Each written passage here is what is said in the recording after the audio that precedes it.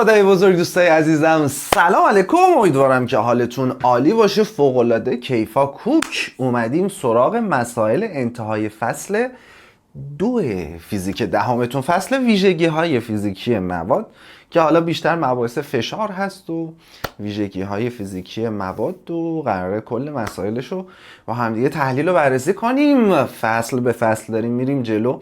کل مطالبی که شما برای امتحاناتتون نیاز دارید و من توی کانال ها قرار دادم حتما استفاده کنید تا ایشالا یه نمره خوشگل 20 نمره خوشگله 20 همون 20 خوشگله خودمون که همیشه تو فیلم های شب امتحانمون میگیم رو بگیری و کلی کیف کنیم. بازخوردها رو هم بفرستید بچه ها، ایشالله که کلی اتفاقات خوب براتون بیفته. خب توی این فصل دوباره من میگم اوایلش سری مفاهیم داریم، مفاهیم رو با هم دیگه بررسی میکنیم، بعدش وارد مسائل میشیم و کلی مطلب خوشگل داریم. بریم سراغ سوال اول ببینیم چی میگه. سوال اول تمارین انتهای فصلتون اومده یه شکل آورده، گفته دریافت خود را از شکل‌های زیر بر اساس مفاهیمی که از 3 حالت معمول ماده جامد، مایع، گاز فرا گرفته اید را بیان کنید بچه. خب داستان چیه؟ شکل الف که گازه، یه بادکنک اون گاز داخلش رو داره بررسی میکنه. شکل به یه مایع است، حالا آب هرچی هست. شکل پ هم یک جامده. اول از همه بیا در مورد فاصله بین ذرات صحبت کنیم. ما میدونیم که فاصله بین ذرات گازها خیلی زیاده، چندین برابر اندازه خود اون مولکول ها، خود اون اتم هاست. خب پس فاصله بین ذرات گاز خیلی زیاده، اما فاصله بین ذرات مایع و جامد خیلی کمه، در حد آنگسترومه و مایع و جامد هم فاصله بین ذراتشون تقریبا با هم برابره. یعنی که فاصله بین ذرات جامد و فاصله بین ذرات مایع تقریبا نزدیک به همه. و حالا توی این شکلی که مشخص کرده گفته آقا طریقه قرارگیری مولکول‌های جامد منظم‌تره نسبت به طریقه قرارگیری مولکول‌های مایع و گاز. اون نامنظم وجود در هم بر همه. خب البته خودمون میدونیم که مولکول‌های جامد هم دوباره دو نوع میشن.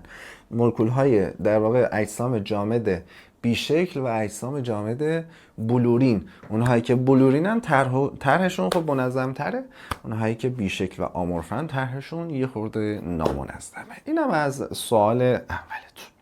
سوال دو میگه توضیح دهید از 3 حالت مختلف ماده در چه بخش‌هایی از یک دوچرخه و به چه دلیلی استفاده میشه. خب یکی یکی بریم. بخش جامدش که مشخصه آقا، تقریبا کل این سیستمی که داری میبینی جامده. خب چرا؟ به خاطر استحکامش، به خاطر اون محکم بودنش، اینکه شلو ول نیست. ما باید روش بشینیم دیگه، یه هود ول بشه که به فنا میریم، که باید یه چیز محکم و مستحکمی باشه. این جامد. از قسمت مایع، مثلا اون روغنی که لای اون زنجیرها میریزیم که این حرکتش راحت تر بشه، بهتر بشه، روون تر بشه، این قسمت مایعش.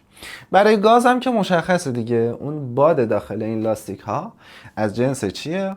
از جنس گاز دیگه. اون داخل اون لاستیک ها ما از قسمت گاز استفاده میکنیم. پس 3 حالت معمول مواد به این صورت داره ازشون استفاده میشه. ویژگی‌هاش رو توی اسلاید قبل گفتیم، اینجا هم داریم در مورد استفاده هاش میگیم.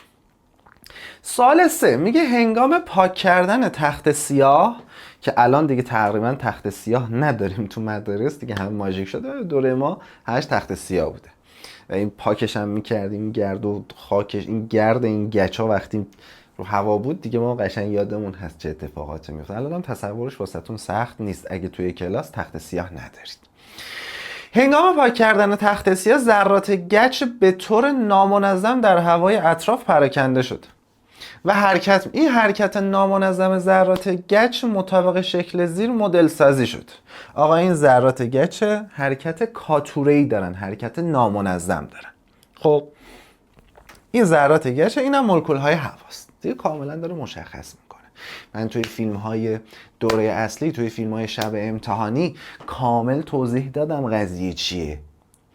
ما وقتی یه ذره گچ رو توی هوا میریزیم چه اتفاقی میفته؟ این ذره گچ میشه میهمان، اون ذره های هوا میشن میزبان. این ذره های میزبان که مولکول های هوا باشن ضربه میزنن به مولکول های میهمان که ذره گچن و باعث چه اتفاقی میشن؟ باعث پراکنده شدنشون. قسمت الف دقیقا همینو میگه چه عاملی باعث حرکت نامنظم ذره های گچ میشه؟ این ذره های گچ میرن گیر میکنن بین مولکول های هوا، این مولکول های هوا بهشون ضربه میزنن، اینا هی پراکنده میشن، این ور اون ور میرن. پس به خاطر حرکت نامنظم ذره های میزبان که هواست، این ذره های میهمان این ور اون ور میشن. قسمت ب چه میگه مولکول های، پس قسمت الف کامل توضیح دادیم. مولکول های هوا بسیار کوچکتر و سبکتر از ذره های گچ، توسط میکروسکوپ هم دیده نمیشه. توضیح دهید چگونه این تجربه ساده شاهدی بر وجود مولکول های هواست. اگه مولکول های هوا وجود نمی داشت که این ذره های گچ به خاطر نیروی وزنی که دارن می اومدن رو زمین دیگه، ببینید رو هوا پخش و پلان. پس قطعا این مولکول های هوا وجود دارد، حرکت هم دارد. قبوله؟ این است. بریم مثال بعدی. میگه توضیح دهید چرا پدیده پخش در گازها سریعتر از مایع ها انجام می شود. در توضیح خود به چند مثال نیز اشاره کنید. خب قاعدتا ما میدونیم که تندی مولکول ها در حالت گاز خیلی بیشتر از مایع است. تندی حرکت ذره های گاز از ذره های مایع چیه؟ بیشتر. فاصله بین مولکول در حالت گاز هم چیه؟ بیشتر از حالت. مثال میخواد مثلا من یه عطریو الان اینجا یه پیس بزنم، بعد از چند ثانیه خیلی سریع میره تا مثلا انتهای استودیو، انتهای اتاق. خب ولی مثلا یه قطره جوهر من بندازم داخل یه لیوان آب، یه قطره جوهر، ببینی حرکتش خیلی آروم تره. این میشه مثالی که پدیده پخش در گاز، هوای اتاق گازه دیگه، خیلی سریعتر از مایع اتفاق میفته. این میشه پدیده پخش، سرعتش در گازها بیشتر از مایع. میگه یک بادکنک پر از باد داریم، حتی اگر دهانه آن نیز کاملا بسته باشه باز هم رفته رفته کم باد میشه. خب اوکی، این بدنه بادکنک از جنس چیه؟ از جنس جامده. بعد بالاخره یه فواصلی بینشون هست دیگه، یه فاصله ای هست، این آروم آروم این باد ازش خارج میشه، این گازهای داخل بادکنک ازش خارج میشه و باعث میشه که این بادکنک آروم آروم بادش کم شه. سوال 5 میگه شیشه گران برای چسباندن تکه های شیشه به یکدیگر چرا گفتم شیشه گران؟ چه سوتی دادم. شیشه گران برای چسباندن تکه های شیشه. اینقدر دیگه الان قیمت ها رفته بالا، همه چیزو گرون و ارزون ببینیم ما. شیشه گران. خب شیشه گران برای چسباندن تکه های شیشه به یکدیگر آنها را آنقدر گرم میکنن که نه خودم دارم به این میخندم که خدایی باید کات بدم، نباید بدم. میریم ما بدون کات بریم با بچه ها اینج، ما با همه اینجوری. خب بریم که نرم شد. این کار را با توجه به کوتاه برد بودن نیروی جاذبه بین مولکولی توضیح دهید. حالا تا اینجا رسیدیم یه صحبت خودمونی هم داشته باشیم دیگه. بچه تو کل زندگیتون اینجوری باشه، خودتون باشید. آقا اشتباه کردی، خب اشتباه کردم. شیشه گران، شیشه گران، خب اشتباه خوندم دیگه. از فکر کردم خدای شیشه گران چرا باید اینجا معنی بده اصلا. خدا فکر کردم این شیشه گرانه. چرا گران اومده تو ذهنم؟ برای اینکه الان قیمت دیگه صحبت داره سیاسی میشه. قیمت نمیدونم دلار و گرون شدن اینو، شیشه هم گرون شده البته. بگذاریم بیا اینجا. میگه انقدر گرم میکنن که نرم شد و این کار را با توجه به کوتاه برد بودن نیروی جاذبه بین مولکولی توضیح دهید. خب ببین وقتی دو تا قطعه میخواد به هم بچسبه، خب قاعدتا باید یه نیروی بین مولکولی باشه دیگه، درسته؟ ما میدونیم که نیروهای بین مولکولی کوتاه بردن. اگر ما حالت جامد داشته باشیم، این اجسام رو به همدیگه نزدیک کنیم، اگر حالت جامد داشته باشیم و این اجسام رو به هم دیگه نزدیک کنیم، اونقدری اینها تو اسکیل، توی مقیاس مولکولی میگم اینها به هم دیگه نزدیک نمیشن. ولی برای اینکه میخوایم اینا خیلی در مقیاس مولکولی به هم نزدیک شن، اینا رو گرم میکنیم، شل و سفتشون میکنیم که اینا رو به هم دیگه میچسبونیم، اون مولکول ها خیلی به هم دیگه نزدیکتر بشن و این جاذبه بین مولکولی اتفاق بیفته. این هم از سوالی که مربوط به شیشه گران داشتیم. بریم مثال بعدی. میگه توضیح دهید چرا وقتی قلممویی را از آب بیرون میآوریم موهای آن به هم میچسبه. آقا این قلممو رو گذاشتیم داخل آب، اینا از هم دیگه جدان، پراکندن، ولی وقتی میارم بیرون به هم دیگه میچسبن. چرا به هم دیگه میچسبن؟ به خاطر نیروی همچسبی که یا نیروی کشش سطحی یا همچسبی که بین مولکول‌های آب ایجاد میشه. الان وقتی این قلممو خیس شده، اون مولکول‌های آب چسبیدن دیگه، اینا میان نگه میدارن همدیگه رو. به خاطر همینه که این قلممو رو میکشیم بیرون، این در واقع پرزاش، این موهاش به هم دیگه میچسبه. جوابش هم حالا به صورت کتابی هم بخوای بنویسی واسه آوردم. قسمت ب میگه شکل به این شکل دو تا لوله موین رو داره نشون میده، لوله موین آ، لوله موین بی. خب میگه چرا ارتفاع مایع درون لوله بی از لوله آ کمتره؟ ما گفتیم که میزان بالا اومدن مایع یا پایین رفتن مایع داخل لوله موین به چی بستگی داره؟ به قطر لوله موین بستگی داره. هرچی قطر کمتر، لوله موین نازکتر، میزان بالا اومدن یا پایین رفتن این در واقع مایع بیشتره.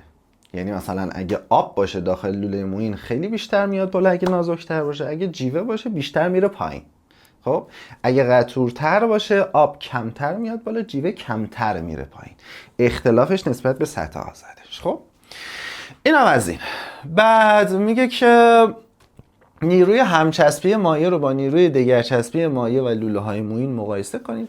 اونجایی که مایع میاد بالا یعنی نیروی دگرچسبی مایع با این شیشه یا این لوله بیشتر از همچسبیه، پس نیروی دگرچسبی بایستی بیشتر باشه که این مایع به دیگری بچسبه به جای اینکه به خودش بچسبه بره پایین. مثلا آب رو شما لوله موین رو داخل آب بذاری، آب داخل لوله موین میاد بالا.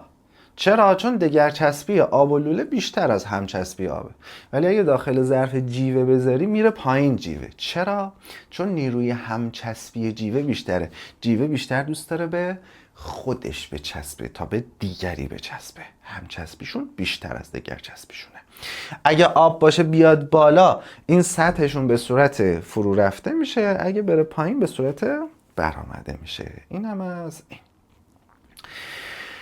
سوال 7 یه سری توضیحات داده در مورد ریزگردها که متاسفانه درگیرش هستیم. میگه چرا چرا بعد یه موضوع دیگه هم گفته آقا این ریزگردها، این گرد و خاک ها چگالیشون تقریبا 2 برابر آبه. کجا نوشته؟ تقریبا 2 برابرشه، یعنی یه جورایی سنگین تره.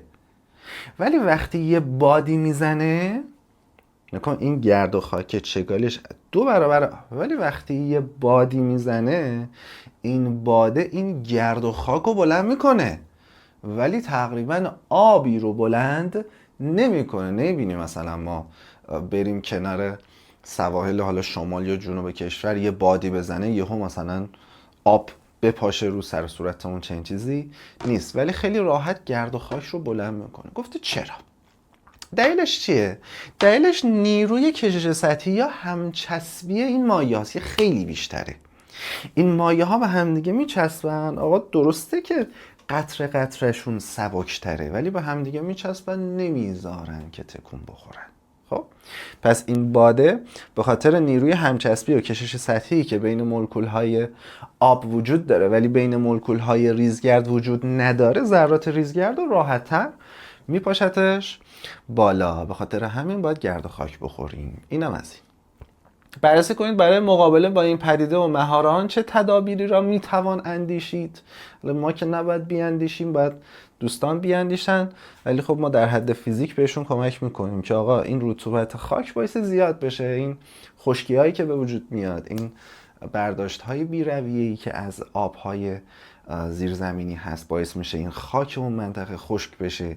این رطوبتش کم بشه، نیروهای همچسبیشون کم بشه، باعث میشه این ریزگردا به وجود بیاد و به خورد ما بره. اینم از این سوال. سوال 8 میگه نوعی ماهی به نام ماهی کمانگیر. خب تصویرش هم مشخصه. این بنده خدا یه مقدار آب توی دهنش جمع میکنه، پرتاب میکنه به سمت اون هدف، اون حشره‌ای که میخواد شکار کنه. گفته که کدام ویژگی فیزیکی آب این امکان را به ماهی کمانگیر میده؟ هم بحث همچسبی اینجا درگیره، هم دگرچسبی. چرا؟ همچسبی باعث میشه که وقتی شما، حالا ما که نه، این ماهی کمانگیر این آب رو از دهنش پرتاب میکنه، این به خاطر همچسبی مولکول های آب، این قطره های آب به هم چسبیده باشن و برن به سمت هدف جدا نشن، پخش و پلا نشن. خب این میشه به خاطر نیروی همچسبیش. ولی وقتی میره به هدف برخورد میکنه، به خاطر نیروی این دفعه چی؟ دگرچسبی. این دفعه به خاطر نیروی دگرچسبیش میچسبه به اون حشره. این آب میچسبه به اون حشره رو پرتش میکنه پایین و این ماهی هم نوش جانش میکنه. دمش هم گرم، این ماهی هم فیزیک بلده. و اما مثال هایی که دیگه در مورد مسائل میشه و حل کردنی و کلی قراره اتفاقات خوشگل بیفته. دمت هم گرم، خوشگل قوی ادامه میدیم. و اما سوال 9 میگه مساحت روزنه خروج بخار آب. آقا اینجا رو داره میگه روی درب یک زودپز 4 میلیمتر مربع. ناکن به SI نگفته، بر حسب میلیمتر مربع گفته. جرم وزنه‌ای که روی این روزنه قرار داده میشه چقدر باید باشه تا فشار داخل آن در 2 اتمسفر نگه داشته بشه؟ یعنی شما فشار این داخل در واقع ظرف رو 2 اتمسفر، فشار بیرون دیگه زودپز هم 1 اتمسفر. مثلا میدونید فشار هوای آزاد حدودا 1 اتمسفر، 1 اتمسفر هم حدودا 100 کیلو پاسکاله یا 100,000 پاسکاله. قبول؟ چه اتفاقی باید بیفته؟ ببین ما یه روزنه‌ای داریم. خب این روزنه از پایین بایستی 2 اتمسفر فشار باشه. از بالا، چرا؟ چون خودش گفته داخل این زودپز 2 اتمسفر فشار باشه. از بالا هم فشار هوایی که داریم 1 اتمسفره و قطعا یه فشار اون وزنه رو هم داریم. اگه قرار تعادل این وسط اتفاق بیفته، اینها باید همدیگه رو خنثی کنن. یعنی چه اتفاقی داره میفته این وسط؟ اگه از پایین من 2 اتمسفر دارم، از بالا هوا 1 اتمسفرش رو جبران میکنه و از طرفی فشار وزنه هم بایستی 1 اتمسفر باشه. و میدونیم که 1 اتمسفر 1 جو، این اسما رو واسش میذارن، 1 بار. خب این اسما رو واسش میذارن، میشود 100,000 پاسکال یا 10 به توان 5 پاسکال. از طرفی فشار وزنه قاعدتا میشه وزن این وزنه‌ای که این بالا میذاری تقسیم بر مساحت دیگه. همون رابطه چی؟ P مساوی با F به روی A. همون رابطه P مساوی با F به روی A. قبول تا اینجا؟ این هستی. آقا 10 به توان 5 ما میشود جرم وزنه رو که میخوایم، جیمونم که 10 در نظر میگیریم، مساحتمون هم 4 میلیمتر مربع. مساحت ما اگه 4 میلیمتر مربع باشه، از فصل 1 یاد گرفتیم تبدیل واحدو. میلی میشه 10 به توان -3، به توان 2 برسه میشه 10 به توان -6.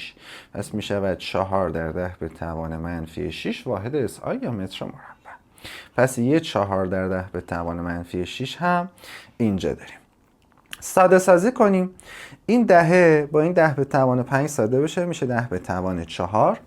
طرف این وسطین کنیم دیگه، این 4 که میمونه، 10 به توان 4 و 10 به توان -6 هم در هم ضرب بشن، جرم ما میشود 4 ضرب در 10 به توان -2 کیلوگرم، یا میشود 4 صدم در واقع کیلوگرم که میشود 40 گرم دیگه یا 40,000 کیلوگرم. اون وزنه که بایستی روش قرار بگیره بایستی 40 گرم جرم داشته باشه. این هم از حل این سوال قشنگمون که رابطه فشار رو، اولین رابطه‌ای که در مورد فشار میخونیم و با هم دیگه کار کردیم. مثال بعدی داره یک جوسنج ساده رو به ما نشون میده. ضخامت دیواره شیشه‌ای رو هم گفته نادیده بگیریم و این همون آزمایش توریچلی بود دیگه، اومده بود برعکس کرده. چیا خواسته از ما؟ میگه در ناحیه آ چه چیزی وجود داره؟ این ماده اگه جیوه باشه معمولا تو این ناحیه بخارات جیوه است. پس تو ناحیه آ بخار جیوه قرار داره. چه عامل جیوه رو درون لوله نگه میداره؟ میگیم که آقا چطور شده اینجا جیوه توی این لوله رفته بالا؟ دلیل داریم. وقتی فشار هوا اینجاها باشه، دقت بکن، ما این اطراف فشار هوا داریم دیگه، یعنی ما از اینجا P0 داریم، از اینجا P0 داریم. فشار هواه که این مایع جیوه رو هلش میده بالا، به سمت بالا هلش میده. پس چه عامل جیوه رو درون لوله نگه داشته؟ فشار هوا. قسمت پ میگه فشار هوای محیطی که این جوسنج در آنجا قرار دارد چقدر است؟ ما گفتیم برای حل چنین سوالاتی اول از همه باید نقاط همفشار رو پیدا کنیم. کامل توی دوره‌های شب امتحانی من برای توضیح دادم نبینم بلد نباشی خوب دقت کن. اول از همه گفتیم نقاط همفشار رو به دست میاریم. نقاط همفشار چجوری به دست میاد؟ تمام اینجا رو میگیرم بایستی از پایین ترین نقطه انقدر بیان بالا که درون لوله و بیرون لوله یک نوع مایع وجود داشته باشه که این اتفاق هم اینجا افتاده. نقاط آ و بی رو پیدا میکنم. آقا فشار تو نقطه آ با فشار تو نقطه بی با هم دیگه چی هن؟ برابرن. فشار نقطه آ و بی با هم برابرن. بعد بالا سرشون رو نگاه میکنیم. بالا سر ایشون چی قرار داره؟ 74 سانتی متر جیوه وجود داره. خب به اضافه فشار مخزن در واقع اون گازی که اینجاست، همون قسمت آ. بالا سر بی چطور؟ یه دونه P0. خب حالا اگر ما حدودی بخوایم در نظر بگیریم، یعنی این فشار بخارات جیوه رو حدوداً 0 در نظر بگیریم. میگیم آقا گاز اونقدری فشار نداره، یه سری گازها هستن فشارشون خیلی زیاده، این تقریبا ما نادیدش میگیریم. تنها چیزی که باقی مونده آقا فشار این جیوه‌ای که اینجاست با فشار هوا با هم دیگه برابر شدن. حالا ما اگه 74 سانتی متر جیوه داشته باشیم، اگر 74 سانتی متر جیوه داشته باشیم، فشارش بر حسب سانتی متر جیوه میشه چقدر؟ میشود 74 سانتی متر جیوه. پس فشار هوا بر حسب سانتی متر جیوه می شود 74 سانتی متر جیوه. این تا اینجا. اگه بر حسب پاسکال میخواستن از ما، بایستی از رابطه رو ژ هاش استفاده میکردیم. چگالی جیوه معمولا 13600 واحد SI، جیمونم 10، هاشمونم 74 سانتی متره، باید به متر بنویسیم، میشه 74 صدم. اینم حدوداً میشود 100,000 پاسکال. همون فشار هوایی که گفتیم حدوداً 100,000 پاسکاله. بر حسب پاسکالش میشه 100,000 تا، بر حسب سانتی متر جیوهش حدوداً میشه 74 75 76 سانتی متر جیوه. همین حدود است معمولا. قسمت ت میگه اگر این جوسنج رو بالای کوهی ببریم چه تغییری در ارتفاع ستون جیوه در اون لوله رخ میده؟ ببین ما هرچی ارتفاعمون بره بالاتر، بریم به ارتفاعهای بالاتر، میدونیم که فشار هوای آزاد چی میشه؟ کمتر میشه. ببین ما این فشار هوای آزاد، این 100,000 پاسکالی که میگیم توی سطح صفر زمین، توی ارتفاع صفر زمین. یعنی کجا؟ یعنی توی سطح اقیانوس ها، اونجا میشه ارتفاع صفر زمین. خب هرچی بریم بالاتر، مثلا اگه تهران باشیم به سمت توچال و دربند و اونورا بریم، نمیدونم اگه اهل شمال باشید به سمت کوه و ییلاقاتش برید. خب حالا هر جای ایران باشید بالاخره یه کوهی اون اطراف هست دیگه، یه بلندیه، یه تپه‌ای هست نهایتا. بری اون بالا فشار چه اتفاقی میفته؟ واسش کمتر میشه. هرچی ارتفاع بالاتر فشار هوا کمتر. بنابراین اگر ما بالای کوهی ببریم فشار هوا چه اتفاقی واسش میفته؟ کاهش پیدا میکنه. اگر فشار هوا کاهش پیدا کنه یعنی این P0 کم میشه، یعنی زورش کمتر میشه، کمتر این جیوه رو میفرسته بالا. پس ارتفاع ستون جیوه چه بلایی سرش میاد؟ ایشون کاهش پیدا میکند، ارتفاع ستون جیوه کمتر میشه. اینم از جواب این سوال. اما سوال بعدی میگه ارتفاع 4 شهر مرتفع ایران از سطح دریا. بچه‌هایی که اهل فریدون شهرن پیام بدن بهمون. سمیرومیا، شهر کردیا و بروجنیا. این بروجن بحث بروجرد و بیرجند و بجنورد و ایناست که حالا بروجن، بچهای بروجن، بچهای فریدون شهر، بچهای سمیرون، بچهای شهر کرد پیام بدن ببینم بچه‌ها کجان، هوا سرده، چجوریه الان تو این اوضاع. میگه ارتفاع این 4 تا شهر رو به ما داده با توجه به نمودار شکل 16.2b. این نموداره توی کتاب درستون.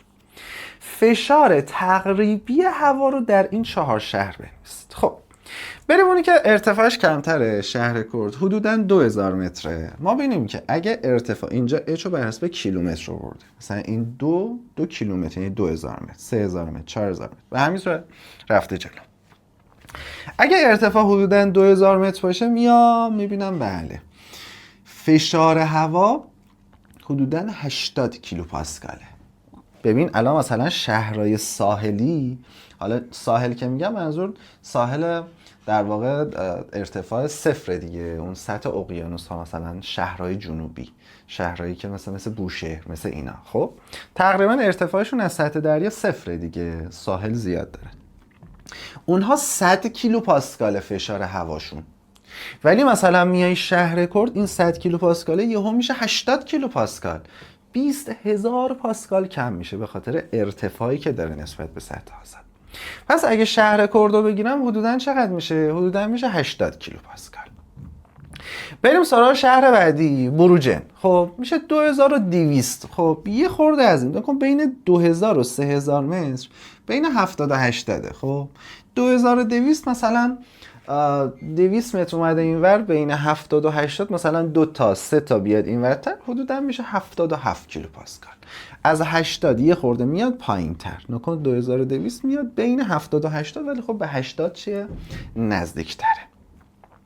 شهر بعدی سمیرون 2400 خورده ای. خب همچنان بین 2000 و 3000 متر، یعنی بین 70 و 80 باشه. هنوز به نصف هم نرسیده. از 75 یه خورده اونورتر مثلا میگیریم 76 کیلو پاسکال حدودیه دیگه. فریدون شهر 2612 متر. خب دیگه این ارتفاعش یه مقدار بیشتر شده، پس اونجا هم باید همچنان ارتفاع بیشتر میشه فشار باید بیاد پایین تر. اونجا ارتفاعش رو وقتی 2612 متر میگیم مثلا 74 کیلو پاسکال حدودا میشه فشار هوای فریدون شهر. این است حدودی با توجه به جدول. اما قسمت به از ما پرسیده چگالی متوسط هوا تا ارتفاع 3 کیلومتری تا ارتفاع 3000 متری 1.1 کیلوگرم بر متر مکعب. خب فشار هوا در این شهرها رو حساب کنید، مقادیر به دست اومده رو با نتیجه مقایسه کنید. خب ببین چگالی هوا رو داده چقدر؟ داده 1.1. چگالی هوا مثلا چگالی آب چنده؟ حدوداً 1000. چگالی جیوه چقدر؟ 13600. چگالی هوا 1 گاز دیگه، چگالیش خیلی خیلی پایین تره. خب ببین فشار هوا رو که فشار هوا توی ارتفاع مختلف رو که میخوام به دست بیارم قاعدتاً بایستی یه روژه هاش از اون ارتفاعی که میام بالا کم کنم دیگه. یعنی ما فشار هوای آزادمون در سطح آزاد اقیانوس ها 100,000 پاسکاله. خب یه روژه هاش به خاطر ارتفاع اون شهر باید ازش کم کنم که میشه فشار اون شهر. مثلا فشار مثلا میخوام شهر کرد حساب، چون اعدادش یه مقدار عجیب غریبه بچه‌ها، من از ماشین حساب و اینا هم یه خورده استفاده میکنم که سوتی محاسباتی ندم. مثلا اولین ارتفاعی که میخوام حساب کنم فریدون شهره. خب بیا فریدون شهر رو حساب کنیم. فشار فریدون شهر. خب میشه چقدر؟ یه 100,000 پاسکال دارم، بعد منهای رو هاش کنم. رومون چقدره؟ 1.1 جی مونم که 10. ارتفاع فریدون شهر چقدره؟ 2612 متره. ایشون به من چه عددی رو میده؟ به من 73,000 و چند 619 پاسکال رو میده. همون حدوداً 74 کیلو پاسکالی که توی قسمت اول حد زده بودیم همون حدوده. اومدم به ارتفاع 2612 متر با چگالی هوا فشار ازش کم کردم. نکن ما هرچی بریم بالا فشار کم میشه، به اندازه روژه هاش فشار کم میشه. خب بریم شهر بعدی. کدوم شهر رو ببینیم؟ ارتفاع 2265 بروجن رو ببینیم. دوباره باید بگم آقا یه 100,000 دارم، منهای 1.1 جی، ارتفاعش هم چقدره؟ 2265. یه حساب کتاب بکنم به من چه عددی رو میده؟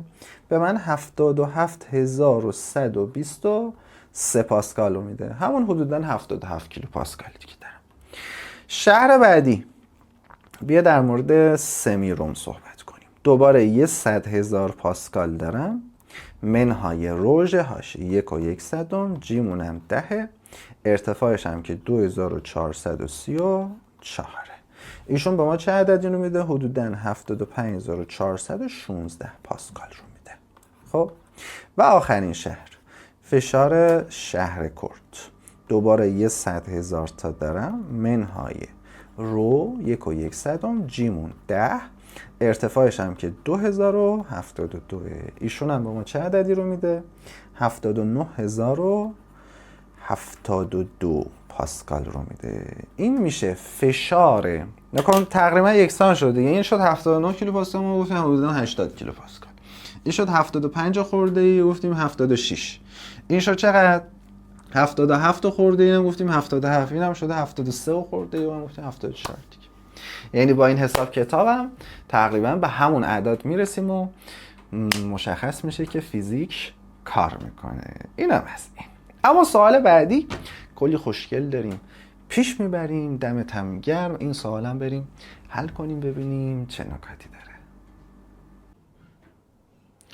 و اما سوال 12 میگه غواص ها می توانند با قرار دادن یک سر لوله‌ای در دهان خود در حالی که سر دیگر آن از آب بیرون است تا عمق بیشینه‌ای در آب فرو روند و نفس بکشند. با گذشتن از این عمق اختلاف فشار املا شد قشنگ. چرا اینقدر سوال می‌نویسید آخه؟ بعد با تایش چی می‌خوای؟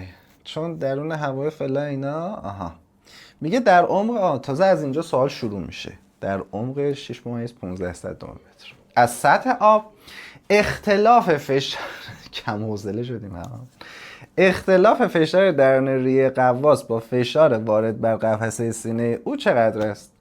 خوب است بدانید کل اینایی که نوشته کلن همینقدر سواله. در عمق 6.15 متری از سطح آب. خب اصلا فرض کن این عمقش 6.15 متره. چی رو میخوای؟ اختلاف فشار درون ریه قفس با فشار وارد بر قفسه سینه. همینو بگو دیگه. مگه استغفرالله. خب خوب دقت کنید بچه‌ها.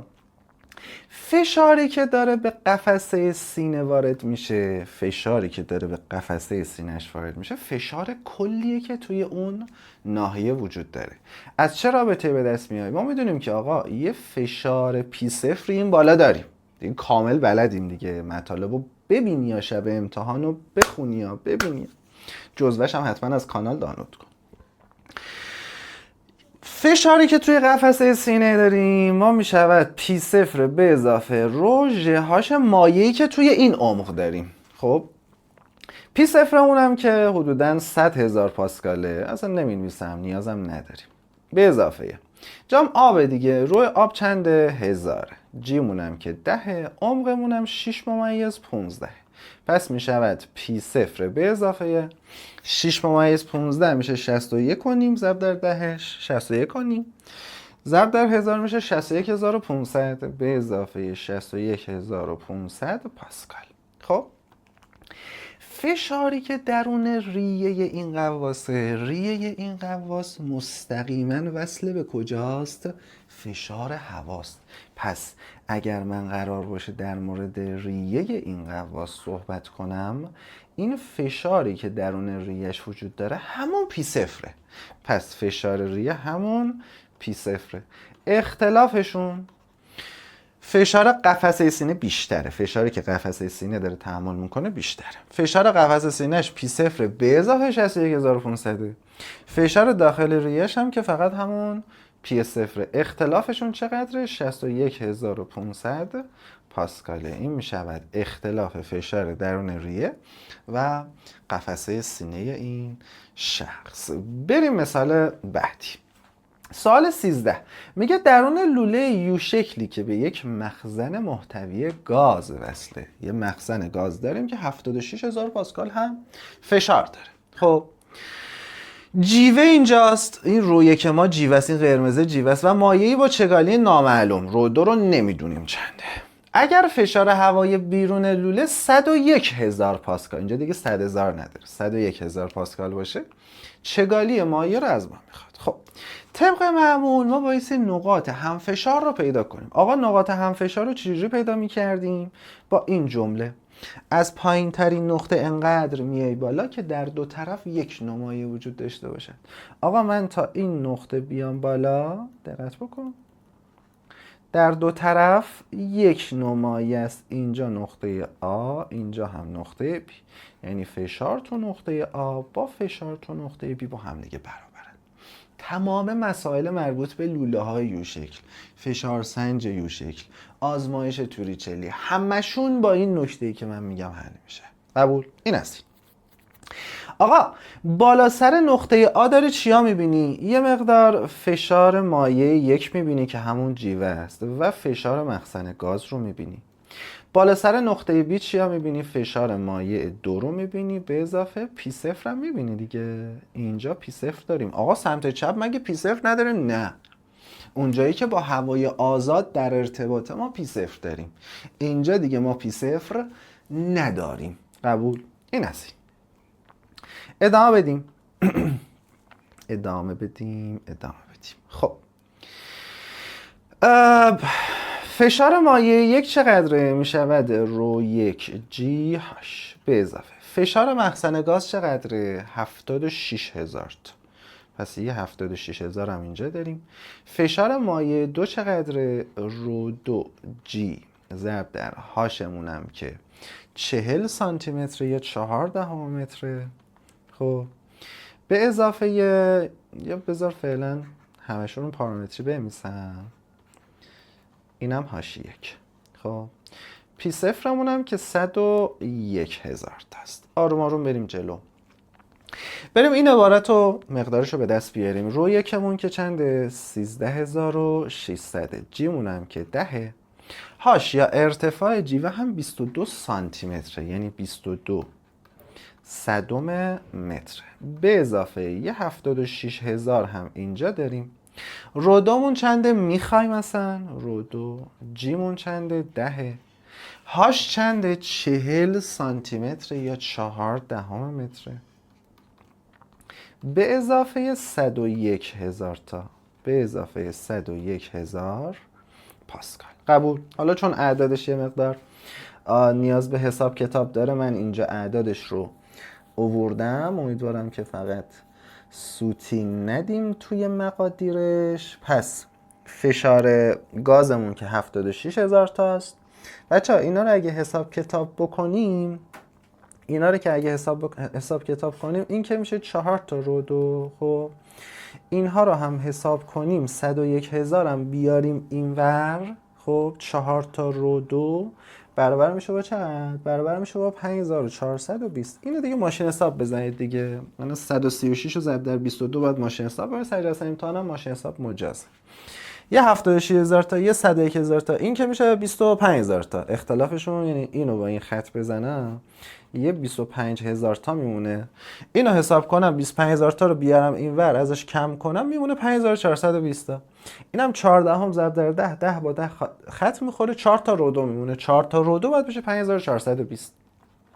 پس رو 2 میشه چقدر؟ 5420 رو تقسیم بر 4 بکنیم، اینو دیگه ذهنی هم میشه دیگه، یه 1 میمونه، یه 3 میمونه، یه دونه هم 5 میمونه، 1355 میشه. بله 1355 درسته. واحدش هم چیه؟ کیلوگرم بر متر مکعب. درست گفتیم دیگه. بله بله بله. خب اوکی، خدا رو شکر. پس کار مهمی که باید این وسط انجام بدیم، دوباره میگم این حساب کتاباشو یه ماشین حساب ساده بزنید. نقاط همفشار رو پیدا کردم، نقاط آ و بی. بالا سرش رو میبینم، بالا سر نقطه آ چیا دارم؟ یه مقدار جیوه دارم، فشار مخزن گاز دارم. بالا سر بی چیا دارم؟ مایع مجهوله رو دارم، پی صفر دارم. مینویسم، بعد جایگذاری میکنم. پی 1 میشه رو 1 جی هاش 1. آقا این چقدر فشار داره بر اساس پاسکال؟ این چقدر فشار داره مینویسم.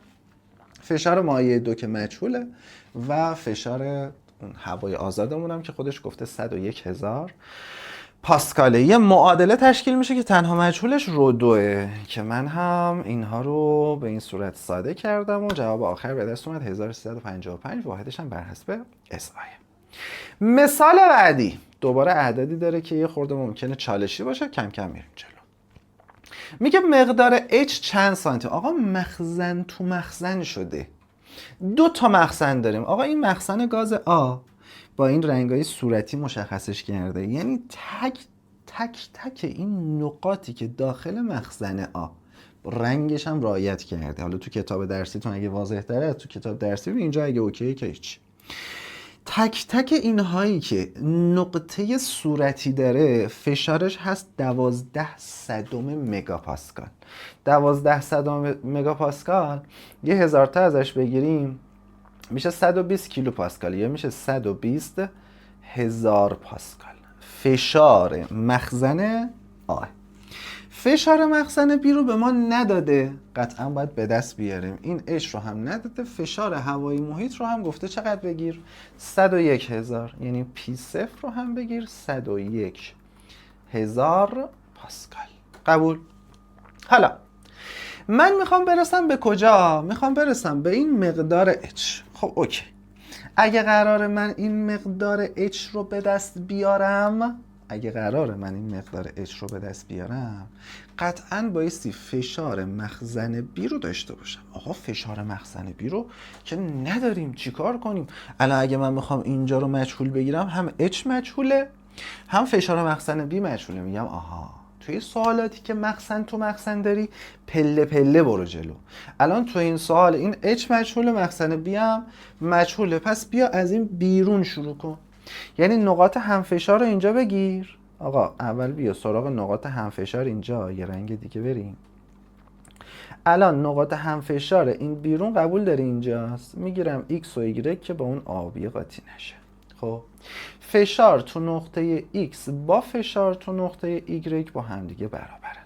فشار تو نقطه X حاصل از چیه؟ یه مقدار آب داری، هوای محیط. پس فشار تو نقطه X میشود فشار آب به اضافه پی صفر. فشار تو نقطه Y بالا سرش رو نگاه میکنم، فقط فشار مخزن بیه، فقط و فقط فشار مخزن بیه. فشار آب میشه روژ هاش. دیگه مستقیم بنویسم دیگه، البته نه بذار اینا رو بنویسم چون نوشتنش توی امتحان نمره داره ها. اینم H آب به اضافه پی صفر رو ولی می‌نویسیم 101,000 تا میشه فشار مخزن بی. من میخوام آروم آروم فشار مخزن بی رو به دست بیارم. روی آب چنده؟ 1000 تاست. جیمونم که 10. ارتفاع آب این بالا چنده؟ 110 سانتی متره. باید به متر تبدیل کنی. یه تقسیم بر 100 میشه 1.1 متر. به اضافه یه 101,000 هم داریم. میشه چقدر؟ 10 ضرب در 1.1 میشه 11، ضرب در 1000 میشه 11,000. با یه 101,000 کلن میشود 112,000 پاسکال. ایشون میشود فشار مخزن بی. ایشون شده فشار مخزن بی. پس از این قسمت استفاده کردم، فشار مخزن بی رو خوشگل به دست آوردم. حالا بریم ادامه داستان. آقا ادامه داستان به چه صورته؟ ببین تو وقتی فشار مخزن بیو داری، حالا بیا سراغ این نقاط. مثلا اینو بگیر Z، اینم مثلا بگیر T. فشار تو نقطه Z با فشار تو نقطه T با هم دیگه برابره. بالا سر Z چیا دارم؟ فشار مخزن A رو دارم. بالا سر T چیا رو دارم؟ یه مقدار دوباره آب دارم به اضافه فشار مخزن B رو هم دارم. فشار مخزن A چنده؟ 120,000 تاست. جایگذاری میکنم. فشار اون آبه چقدره؟ میشه رو G ضرب در H به اضافه فشار مخزن B رو هم که به دست آوردیم 112,000 پاسکال. یه بار دیگه مرور کنیم. این نقطه و این نقطه، بالا سر این نقطه Z من فشار مخزن A رو دارم، بالا سر این نقطه T یه مقدار آب دارم، فشار مخزن B رو هم دارم. خب فشار مخزن A یا که خود صورت سوال داده چقدر؟ 120,000 تا می‌نویسم. فشار آب که میشه رو هاش، روی آب 1000 جی 10 هاشش مجهول. نکن هاش آب اینجا 110 سانتی، هاش آب اینجا که مجهوله، باید به دست بیاد، خواسته سواله. خب فشار مخزن B رو هم که از قسمت قبل به دست آوردیم 112,000 تا. با یه رنگ دیگه آقا این 112,000 تا، اینم 120,000 تا، چند هزار تا میمونه؟ 8,000 تا میمونه. اون طرف هم که میشود 10,000 H، درسته؟ 10,000 H سوتی محاسباتی که ایشالله داریم نمیدیم دیگه. بله H ما میشه چقدر؟ 3 تا صفرش خط بخوره میشه 8 دهم متر یا 80 سانتی متر میشه جواب این سوال قشنگ ما. این سوالات مخزن تو مخزن برای بعضی از بچه‌ها چالشیه که توی این تمرین کامل با هم دیگه کار کردیم. دمتونم گرم. بریم سراغ مثال 15 خوشگل قوی ادامه بدیم. و اما سوال 15 میگه شکلی رو در نظر بگیرید که محتوی حجم مساوی از آب و روغنه. یه بنده خدایی رو گرفتن اینجا کاشتن، گفتن که اینجا بدم، خب که چه اتفاقی بیفته که این روغن و آب تو این وضعیت قرار بگیرن. با توجه به اطلاعات روی شکل، فشار پیمانه‌ای هوای درون ریه شخصی که از شاخه سمت چپ لوله درون آن دمیده چقدر است؟ چگالی روغن رو هم گفته 805 بگیر، چگالی آب هم که چنده؟ 1000. خب آقا ما توی سوالای قبل گفتیم که نقاط همفشار رو چجوری پیدا میکنیم؟ از پایین ترین نقطه انقدر میاییم بالا که در دو طرف یک نمایه باشه. واقعا اینجا که داریم میاییم بالا از همون اول دارن جدا میشن. میگم اوکی نقاط همفشار رو بگیر همینجا، مثلا بگیر نقطه آ، بگو فشار تو نقطه آ از سمت چپ با فشار تو نقطه آ از سمت راست باید با هم دیگه برابر باشن. مگه اتفاق خاصی افتاده واسه نقطه آ؟ همون نقطه آست. خب تغییر خاصی که فشارش اونجا یه عدده، یه دونه، چه از سمت چپ حساب کنی چه از سمت راست حساب کنی یه دونه عدده. خب از سمت چپ چیا میبینیم؟ فشار اون شخص رو میبینیم، اون ریه اون شخص رو میبینیم. بعد دیگه چیا داریم سمت چپ؟ روغن رو داریم. سمت راست چیا داریم؟ آب رو داریم به اضافه فشار هوای محیط رو داریم. قبول تا اینجا؟ این است. آقا ما فشار چی رو میخوایم؟ فشار پیمانه‌ای هوای درون ریه شخص رو میخوایم. فشار پیمانه‌ای تعریفش چیه؟ فشار کل منهای فشار هوا. یعنی اگه من فشار هوا رو بیارم اینور، فشار روغن رو ببرم اونور، چه چیزی ساخته میشه؟ میشه پی شخص. منظور از فشار ریه شخص فشار مطلق یا فشار کل ریه شخصه. یه پی صفر رو گفتیم بیاریم اینور، اون طرفم که فشار آب هست، فشار روغنم بره اونورم که میشه منهای فشار روغن. قبول؟ پس چه اتفاقی افتاده؟ فشار کل ریه شخص منهای پی صفر شده پی آب منهای پی روغن. این فشار شخص منهای پی صفر میشه فشار پیمانه‌ای ریه شخص. پس چی شد؟ اختلاف فشار کل و فشار هوای آزاد میشود فشار پیمانه. این تعریف فشار پیمانه. فشار آب هم که میشود روی آب جی هاش آب منهای فشار روغن هم که میشود روی روغن جی هاش روغن. این تا اینجا قبول؟ ادامه. فشار پیمانه. یه خورده بخوایم حرفه‌ای تر بریم، نکن ارتفاعشون که برابره، پس از G و H میتونم فاکتور بگیرم، بگم روی آب منهای روی روغن. دیگه حالا تکنیک های محاسباتی دیگه یه خورده حرفه‌ای تر بریم جلو. آقا H آب چنده؟ 80 سانتی متر. H روغن چقدره؟ اونم 80 سانتی متر. ارتفاعشون یکسانه. از H ها فاکتور گرفتم، G ها هم که یکسانه. خب پس G مون که 10، ارتفاعشون 80 سانتی متر یا 8 دهم متر ضرب در روی آب که 1000، روی روغن هم که 805. پس فشار پیمانه‌ای برابر میشه با بیرون پرانتز چند داریم؟ 10 ضرب در 8 دهم یه 8 داریم. داخل پرانتزم 1000 منهای 800 از 205 تا باید کم کنیم دیگه، یه 195 داریم، یا میتونیم بگیم 8 تا 200 تا 1600 تا 40 تا ازش کم کن، 8 تا 5 تا 40 تا ازش کم کن، از 1600 تا میشود 1560 تا. درست گفتم؟ اینجوری هم بریم 8 5 تا 40 تا 8 9 تا 72 تا با 4 تا 6 تا 7 1 7 تا. بعد بله یه جا حس میکنم 8 تا 200 تا 1600 تا 40 تا ازش کم کن، از 1600 تا میشه 1560 تا. درسته دیگه؟ آره کاملا درسته. چیکار کردم؟ گفتم اول 8 رو ضرب در 200 کنم، بعد 8 رو ضرب در 5 کن، چون 195 5 تا دونه از 200 کمتره دیگه، اون 40 تا رو ازش کم کنم میشه 1560 پاسکال شده فشار پیمانه‌ای ریه این شخص. اینم از این سوالم. بریم مثال بعدی. میگه وارد قسمت شناوری شد. میگه توضیح دهید چرا نیروی شناوری برای جسمی که در یک شاره قرار داره رو به بالاست. به این شکل دقت کن. اگه ما یه جسم گسترده داشته باشیم، هر چی بیایم پایین تر فشار هم چی میشه؟ بیشتر میشه. خب فشارها هم ما میدونیم که به صورت عمود به اجسام وارد میشن.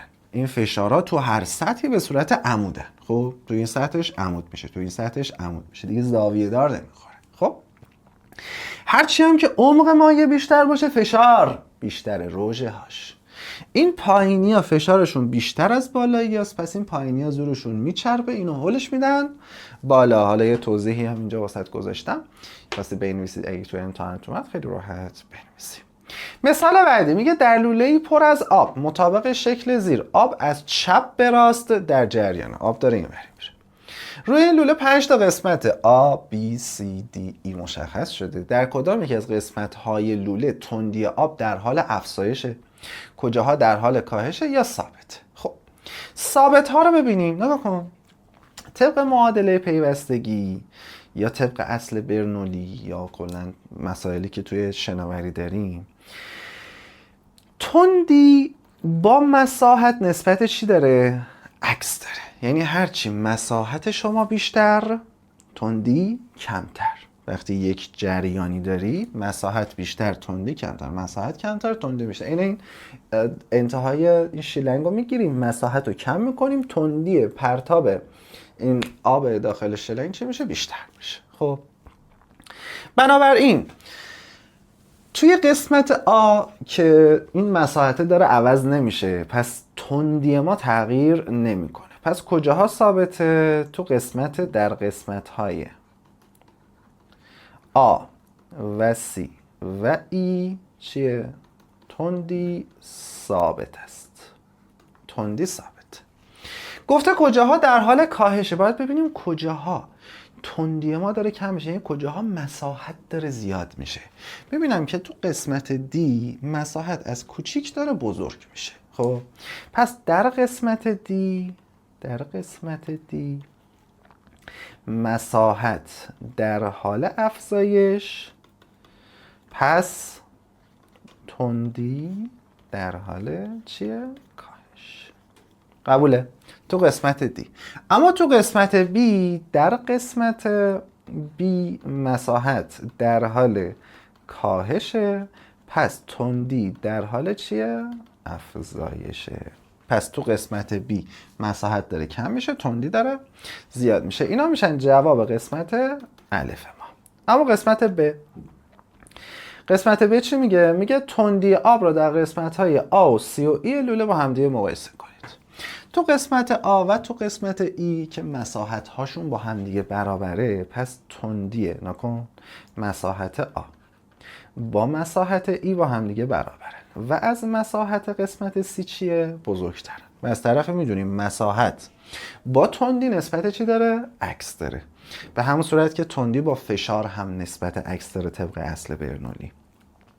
بنابراین تندی تو قسمت آ با تندی تو قسمت ای با هم برابرن. تو قسمت آ و ای تندی ها برابرن، ولی چون مساحت سطح مقطع بیشتره مقدار تندی چیه؟ کوچیک‌تره. مقدار تندی از قسمت سی کوچیک‌تره. در مورد فشارها هم اگه بخوایم صحبت کنیم، اونجایی که تندی بیشتره فشار کمتره. تو قسمت سی تندی بیشتر فشار کمتر طبق اصل برنولی. تو قسمت آی تندی کمتر فشار بیشتر، پس تندی هم با فشار طبق اصل برنولی نسبت عکس داره. سوال بعدی گفته 2 تا نوار کاغذی به طول تقریبی 10 سانتی متر مطابق شکل الف با یک نی نوشابه اینجوری به همدیگه چسبوندیم، بعد این بنده خدا رو گذاشتیم که اینو فوت کنه. خب با توجه به اصل برنولی دلیل این پدیده چیه؟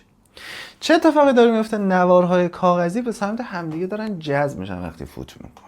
چرا این اتفاق میفته؟ برای اینکه وقتی شما این وسط رو فوت میکنی جریان هوا این وسط تندتر میشه، تندی میره بالا. تندی وقتی این وسط زیاد بشه فشارش چی میشه؟ کم میشه. پس اینجا تندی میره بالا، فشار میاد پایین. اما فشار این اطراف این کاغذها بیشتره. فشار اطراف این کاغذها بیشتره. باعث میشه که این فشار بیشتره نیرو وارد کنه به سمت اونی که فشارش کمتره. این بین این کاغذها فشارشون کمتره ولی اون اطرافش فشار بیشتره. پس نیرو وارد میکنه که این کاغذها رو جمعشون کنه. پس اینم میشه تحلیلی که اینجا میتونیم داشته باشیم. و اما سوال آخر مربوط به تمارین انتهای فصل رو ببینیم چی میگه. میگه در شکل الف آتش نشانی رو در حال خاموش کردن آتش از فاصله نسبتاً دور میبینه. آب با یه سرعت زیادی داره میره. نمایی بزرگ شده از شیر رو داره نشون میده. گفته آب با تندی 1.5 متر بر ثانیه از لوله شیر وارد میشه و قطر ورودیش 9.6 سانتی متر. قطر خروجیش هم 2.5 سانتی متر. تندی خروج آب رو گفته پیدا کنیم. ما میدونیم طبق معادله پیوستگی آهنگ ورودی با آهنگ خروجی باید با همدیگه چی باشن؟ برابر باشن. یا آهنگ قسمت 1 با آهنگ قسمت 2 باید برابر. آهنگم از رابطه مساحت ضرب در تندی به دست میاره، یا حجم به روی زمان یا مساحت ضرب در تندی. A1 V1 بایستی با A2 V2 چی باشه؟ برابر باشه. ادامه داستان. آقا چون اینجا بحث قطرها شده من نسبت ها رو بنویسم. یعنی چی؟ یعنی بنویسم A1 به A2. یعنی من این A2 رو آوردم این پایین، پس این V1 هم باید ببرم اون پایین دیگه. پس میشه V2 به مگه ما نگفتیم نسبت مساحت ها میشه عکس نسبت تندی ها؟ همین اتفاق هم افتاد. نسبت مساحت 1 به مساحت شد نسبت تندی 2 به 1. خب چون تندی ها رو داده من به جای نسبت مساحت ها، چون سطح مقطعش دایره‌ایه، میتونم مجذور نسبت قطرها رو هم بنویسم. مساوی شده با V2 به V1. چرا؟ چون مساحت سطح مقطع میشه PR2 یعنی عدد پی ضرب در شعاع تمام، یا پی دی 2 چهارم یعنی نهایتا با مجذور شعاع یا مجذور قطر نسبت مستقیم داره این مساحت ما. حالا بریم جایگذاری کنیم. دی کمون چند داده؟ خودش گفته دی کمون 9.6 سانتی متر. خب تقسیم بر دی دومون هم که 2.5 سانتی متر. به توان 2 مساوی میشه با وی 2 رو که میخوایم. وی کمون هم داده 1.5 متر بر ثانیه. خب اینجا دیگه مجبور میشیم از جناب ماشین حساب کمک بگیریم. آقا این 9.6 تقسیم بره 2.5 به ما چند رو میده؟ به ما میده 3.84. یه توان 2 هم داره مساوی شده با وی 2 تقسیم بر 1.5. خود این 3.84 توان 2ش چند میشه؟ میشه حدوداً 14.7 میگیریم مساوی شده با V2 به روی 1 کنیم. حالا یه طرف این وسط این V2 میشود 14.7 ضرب در 14.7 ضرب در 1 کنیم اگه بشود حدوداً به ما میده 22 متر بر ثانیه. درست گفتیم دیگه ها؟ آره حدوداً میشود 22 متر بر ثانیه. حدودی بگیریم که موضوع ایجاد نشه. یعنی با تندی 1.5 متر بر ثانیه اومده یا تندی 22 رفته بالا، یعنی تقریبا 15 برابر شده تندی پرتاب این آب. اینم به این صورت. بازم میگم این حساب کتابا چون نیاز به ماشین حساب اگه پیدا کنید مجاز به استفاده هستید، یا اگه توی امتحانتون اعدادی بدن که خیلی راحت باشه حساب کتابشون، دیگه به ماشین حساب نیاز ندارید. اینم از مسائل انتهای فصل 2 فیزیک دهمتون. دمتونم گرم، خوشگل، پر انرژی. بازخوردها رو ببینم بفرستید، نمره خوشگلاتون رو بفرستید، کیف کنیم در کنار هم دیگه. فیلم های شب امتحان کلی مطلب توی کانالا قرار میدم، حتما استفاده کنید. دمتونم گرم، کلی دوستتون دارم. یا علی، خدا نگهدار.